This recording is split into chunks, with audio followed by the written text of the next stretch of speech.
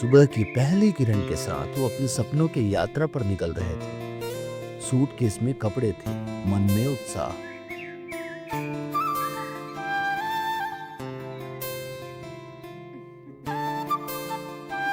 और दादी ने जाते जाते बस इतना कहा, खुश रहो बेटा, हंसते हंसते जाओ और हंसते हंसते लौट आना। बड़े बुजुर्गों की दुआएं, बच्चों की हंसी और परिवार की उम्मीदें, सब साथ थे उस सफर में। पहलगाम की सुंदर वादियां थी और एक सुहाना मौसम। हर तरफ हरियाली बिखरी थी। हवा में एक ठंडी ताजगी, जैसे प्रकृति खुद किसी मधुर स्वर में गीत गुनगुना रही हो। शांति और सुकून के कुछ पल जीने निकले भारतीय नागरिक। कंधे पर बैग, आंखों में सपने और दिल में सिर्फ एक ख्वाहिश, अपने देश की सुंदरता को महसूस करना। परिवार के साथ कुछ सुनहरे पल बिताना। हंसी थी, बच्चों की खिलखिलाहट थी और वादियों में गूंजता था सुकून। कश्मीर की वादियां, जिन्हें देखने हर भारतीय का दिल तरसता है।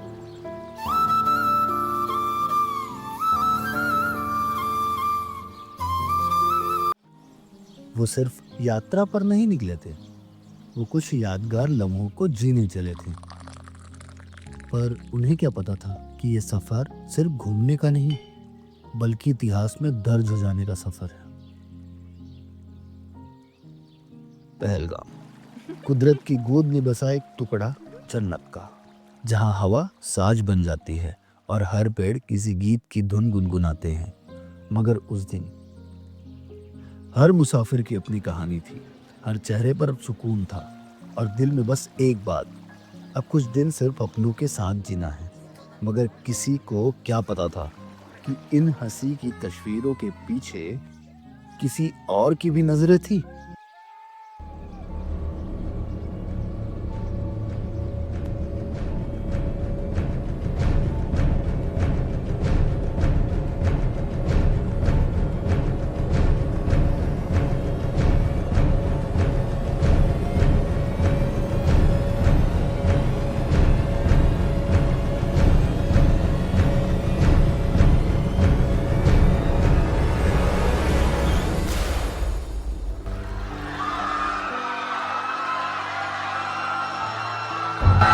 तुम सब मैं हिंदू, कौन है?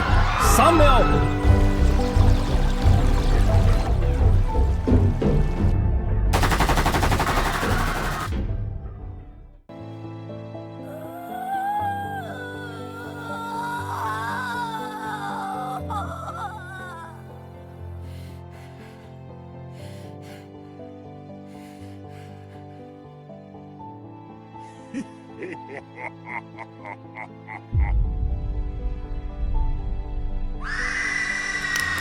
और निशाना बनाया गया पहलगाम की उस यात्रा को, जहां मासूम मुसाफिरों ने जिंदगी को थोड़ा जीने की कोशिश की थी।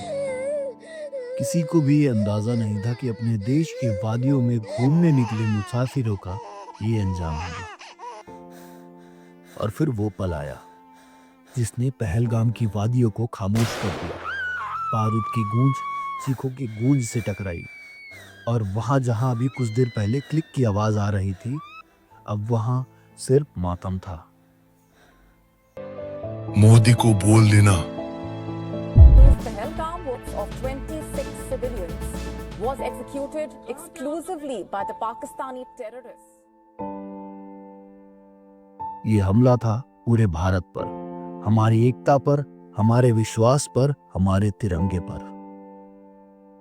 वो सभी जो उस दिन बस कुछ पल सुकून चाहते थे, उन्हें निशाना बनाया गया और उनका कसूर बस इतना था कि वो भारतीय। इस दर्दनाक आतंकी हमले में न केवल देश को झकझोर कर रख दिया, बल्कि छत्तीसगढ़ रायपुर के जाने माने स्टील कारोबारी दिनेश मिरानिया को अपने हादसे की चपेट में ले लिया। उनके पार्थिव शरीर के अंतिम दर्शन के लिए पूरा रायपुर उमड़ पड़ा। विधानसभा अध्यक्ष डॉक्टर रमन सिंह जी स्वयं उनके स्थान पहुंचकर नम आंखों से अंतिम विदाई दी। राज्य के मुख्यमंत्री विष्णुदेव साय एवं उप मुख्यमंत्री विजय शर्मा जी पार्थिव शरीर को कंधा दिया। ये केवल मानवता पर हमला नहीं बल्कि देश की एकता अखंडता पर ये हमला है। और सबसे स्पष्ट ये बात हो चुका है अब कि आतंकवादियों ने धर्म पूछकर हत्या की, जात पूछकर नहीं। तो ये इस देश की अखंडता को तोड़ने का साजिश है।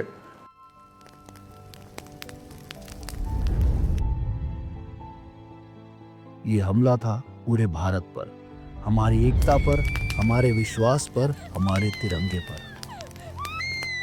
वो सभी जो उस दिन बस कुछ पल सुकून चाहते थे, उन्हें निशाना बनाया।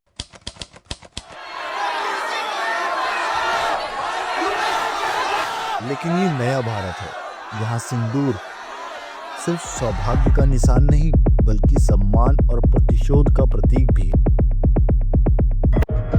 इतिहास गवाह है, भारत जब चुप होता है तो सिर्फ तूफान से पहले की शांति होती है।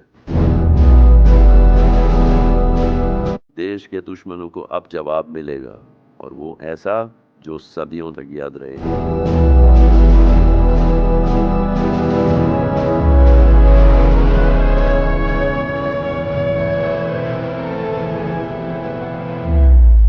मई 2025 की रात जब दुनिया सो रही थी, भारत की तीनों सेनाएं जाग रही थी। ऑपरेशन सिंदूर तय था।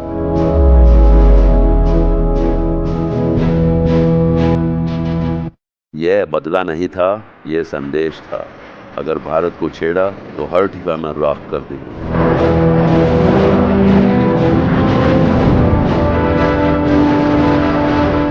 पहली लहर ने मुरीद के पार किया, जनाब हाफिज सईद आतंक की फैक्ट्री चलाता था। मुजफ्फराबाद, जहां लश्कर तैयबा का दिमाग चलता था, अब वहां खामोशी है। बहावनपुर, मसूद अजहर का गढ़ अब फिरफरार है। सियालकोट, मिसाइल डिपो, पूरी सप्लाई चेन साफ। कोटले, भिम्बेर, शकरगढ़ इन्फिल्ट्रेशन पॉइंट्स अब खंडहर बन चुके हैं। ये हर गोली पहलगाम के मासूमों के लिए है। जब देश के लिए लड़ते हैं डर मिट जाता है और दुश्मन भी। ये सिर्फ एक ऑपरेशन नहीं, ये हर उस माँ की लाश थी जिसने बेटे को देश के नाम लिखा।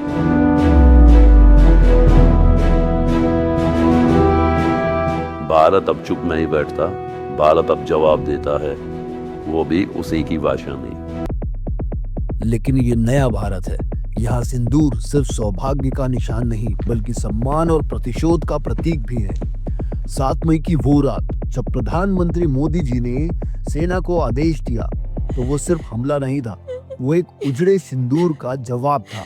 और उस मिशन का नाम रखा गया ऑपरेशन सिंदूर, क्योंकि अब हर आंसू का हिसाब होगा, हर सिंदूर की रक्षा होगी।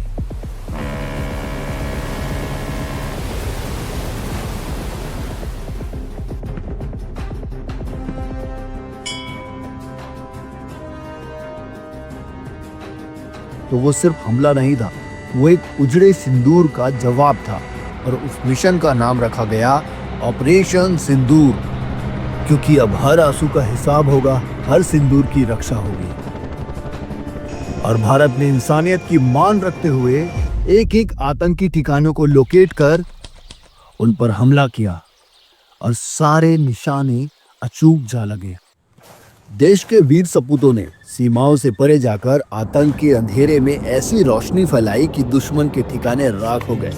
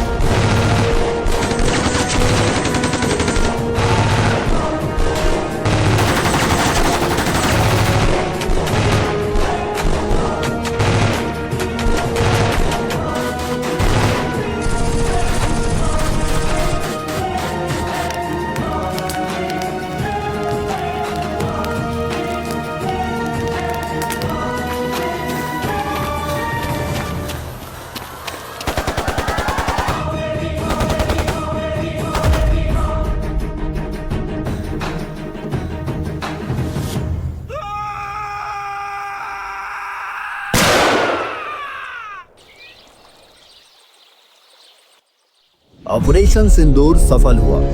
हर भारतीय का सीना गर्व से चौड़ा हो गया, क्योंकि इस बार जवाब न सिर्फ बंदूक से मिला बल्कि इरादों से भी मिला। जिन मासूमों की जान गई वो सिर्फ शहीद नहीं, वो आज इस जीत की बुनियाद है। वो सिर्फ बदला नहीं था, ये संदेश था कि भारत किसी का सिंदूर उजड़ने नहीं देगा।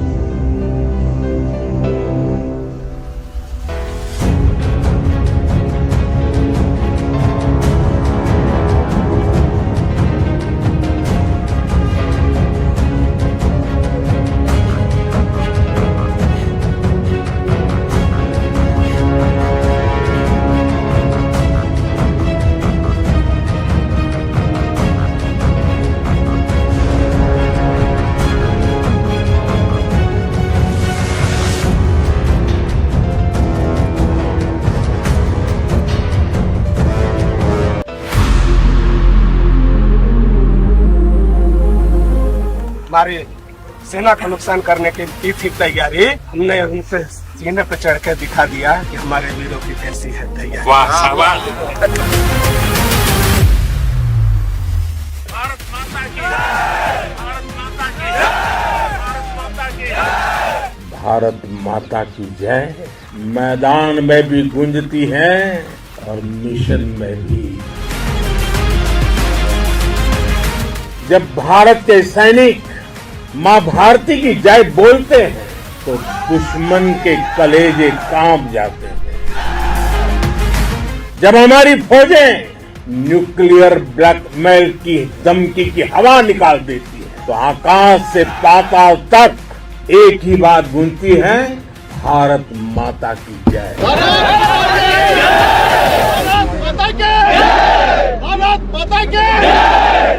मैं वीरों की इस धरती से आज एयरफोर्स, नेवी और आर्मी के सभी जाबाजों, बीएसएफ के अपने शूरवीरों को सैल्यूट करता हूं।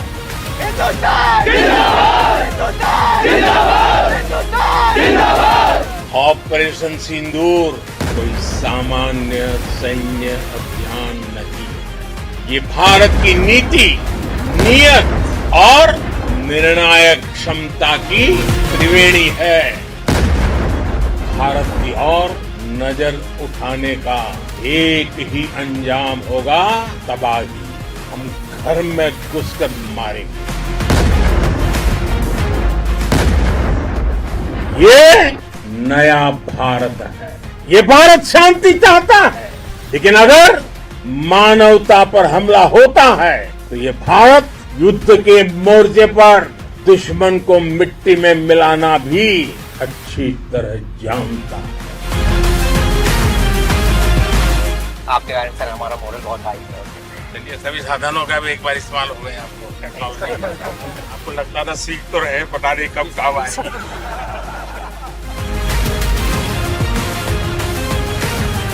ये जो काम हुआ और जम्मू कश्मीर का किसी ने नहीं किया, उसके लिए हम आभारी हैं सर। इस दिन में यहाँ के सेनाओं में, यहाँ के जवानों में दिन रात कटा से रह करके दुश्मनों से लड़ने का जज्बा जो भरपूर है, ये हर कदम पे आपका साथ निभाने वाला वायुसेना स्टेशन आदमपुर है। शाबाश। आग लगा दूंगा कलम से दुश्मनों सावधान, एक परमाणु बम से कम नहीं भारत का नौजवान। जब से आपका नेतृत्व शुरू हुआ तब से हम, अरे आपके नेतृत्व